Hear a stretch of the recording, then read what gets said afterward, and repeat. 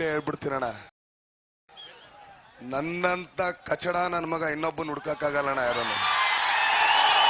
ನಾನೇ ಹೇಳ್ತೀನಿ, ನನಗೆ ಎರಡು ಮುಖ ಆಯ್ತಣ್ಣ, ಒಂದು ಈ ಕಡೆ ಒಂದು ಈ ಕಡೆ.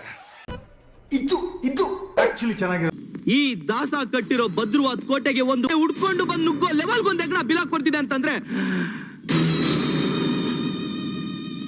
ಆ ಎಕಡ ಯಾವ್ದು ಅಂತ ನಂಗೆ ಗೊತ್ತಾಗ್ಬೇಕು.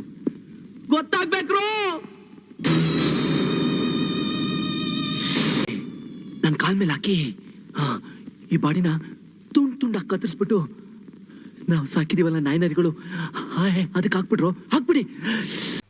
ಈ ಕೆಲಸ 4 ಜನರಿಂದ ಕಷ್ಟ, ಆದ್ರೆ 8 ಜನದ ಕೈಲಾಗುತ್ತೆ. 4 ಜನ ಯಾರು?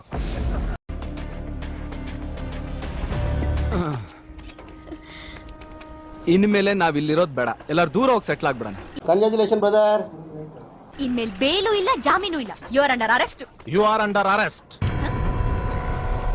ಯಾಕೆ ಸರ್, ನಾನೇನ್ ಮಾಡ್ದೆ? ಕೊಲೆ ಮಾಡಿದ್ದಕ್ಕೆ ನಿನ್ನನ್ನ ಅರೆಸ್ಟ್ ಮಾಡ್ತಾ ಇದ್ದೀನಿ.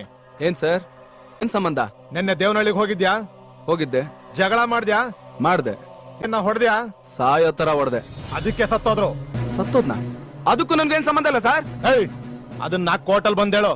ಕಾನ್ಸ್ಟೇಬಲ್ಸ್ ಅರೆಸ್ಟ್ ಮಾಡಿ ಜೀಪಲ್ ಹಾಕ್ರಿ. ಕೊಲೆ ಪ್ರಕರಣದಲ್ಲಿ ಈವರೆಗೂ 19 ಮಂದಿ ಬಂಧನ. ಅಂದ್ರೆ ಪ್ರಕರಣದಲ್ಲಿ 19 ಆರೋಪಿಗಳನ್ನ ಬಂಧಿಸಲಾಗಿದ್ದು, ಈ ಪೈಕಿ 7 ಆರೋಪಿಗಳಿಗೆ ದರ್ಶನ್ ನೇರ ಪರಿಚಯವೇ ಇಲ್ಲ. ಶವ ಬಿಸಾಡಿದ್ದ 3 ಆರೋಪಿಗಳು ಕೊಲೆ ಬಳಿಕವಷ್ಟೇ ದರ್ಶನ್ ನನ್ನ ನೋಡಿದ್ದಾರೆ. ಕೇಶವ್, ಕಾರ್ತಿಕ್ ಮತ್ತು ನಿಖಿಲ್ ಮೈಸೂರಲ್ಲಿ ದರ್ಶನ್ ನನ್ನ ಭೇಟಿಯಾಗಿದ್ರು. ಇನ್ನುಳಿದ 4 ಕಿಡ್ನಾಪ್ ಗ್ಯಾಂಗ್ನ ಅನುಕುಮಾರ್, ರವಿ ಮತ್ತು ಜಗದೀಶ್ ನನ್ನ ದರ್ಶನ್ ಠಾಣೆಯಲ್ಲಿ ನೋಡಿದ್ದು ಅಂತ ಗೊತ್ತಾಗಿದೆ.